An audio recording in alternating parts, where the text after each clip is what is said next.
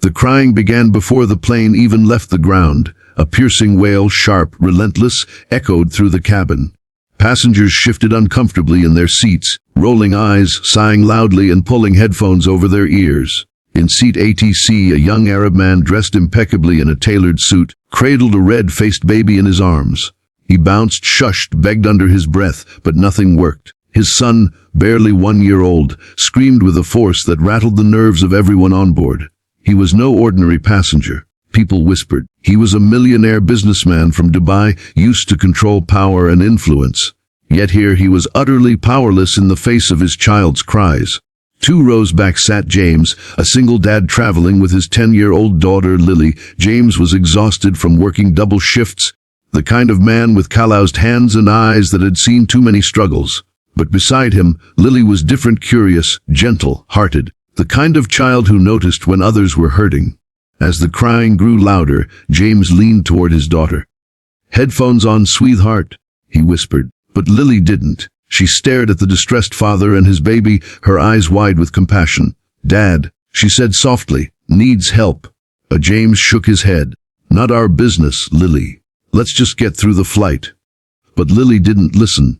She slipped out of her seat, walked down the narrow aisle, and stood in front of the man who now looked completely broken. The millionaire's tie hung loose, his forehead glistened with sweat, and his eyes were full of desperation. "Can I try?" Lily asked. The man blinked in surprise. You want to hold him?" Passengers gasped. Some chuckled. A child? Helping with a baby. But Lily didn't care about the stares. Before her father could stop her, she carefully took the baby into her arms. She rocked gently, humming a tune her mother used to sing before she passed away. A simple lullaby, soft, warm, full of love. And something miraculous happened. The baby stopped crying. The cabin went silent. Passengers lowered their headphones, jaws dropping as the tiny child nestled against Lily's shoulder, his sobs fading into soft whimpers, then steady, peaceful breaths. The millionaire stared in disbelief. How did you do that?" he whispered. Lily smiled shyly. "My mom used to sing this song when I was little. I think he just needed to feel safe." For the rest of the flight, the baby stayed calm in Lily's arms. She played peekaboo, whispered stories, even let the child tug at her hair. The millionaire, once so composed and untouchable, watched with tears welling in his eyes. When they landed, he approached James. "You've raised an extraordinary daughter," he said, voice thick with emotion. "Money, power, all of that. None of it means anything compared to what she gave me today." The James, humbled, glanced at Lily. "She just has her mother's heart. I can't take the credit." The millionaire reached into his briefcase, pulling out a checkbook. "Please, let me give you something. Anything." James immediately shook his head. "We don't need your money. Kindness isn't for sale." The man paused. For someone used to transactions and deals, the rejection was foreign yet freeing. He slowly put the checkbook away. Then, bending down to Lily's level, he whispered, "You reminded me that sometimes the smallest act of love is worth more than all the wealth in the world." And as the passengers disembarked, what they remembered wasn't the crying or the chaos. It was a little girl's courage to step forward when no one else would. A millionaire learned humility. A plane full of strangers witnessed the power of compassion. And a single dad's daughter proved that true wealth isn't counted in dollars. It's measured in the kindness we carry inside us.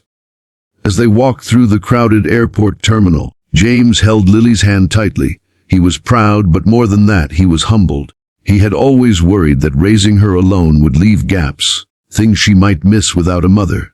But today, she had shown him something extraordinary. Her mother's spirit lived on through her. Behind them, the Arab millionaire followed slowly, his baby now fast asleep against his chest. People still glanced at him, whispering about his wealth, his status, his name. But for the first time in years, he didn't care about any of it. He had been reminded that even in a world obsessed with success and status, the purest treasures often came from the most unexpected places: a child's kindness, a stranger's heart. As they reached the baggage claim, the man stopped James once more. "Listen," he said softly, "I can't repay what your daughter gave me today, but I can promise you this: her kindness will change me. From this day forward, I will use my wealth not to build higher walls, but to open doors for those who need them." James studied him for a moment, then simply nodded. Just make sure your son grows up knowing what really matters, he replied. The man smiled an unpolished, genuine smile. He will. Thanks to her. Lily tugged on her dad's sleeve. Come on, Dad, she said cheerfully. Grandma's waiting for us.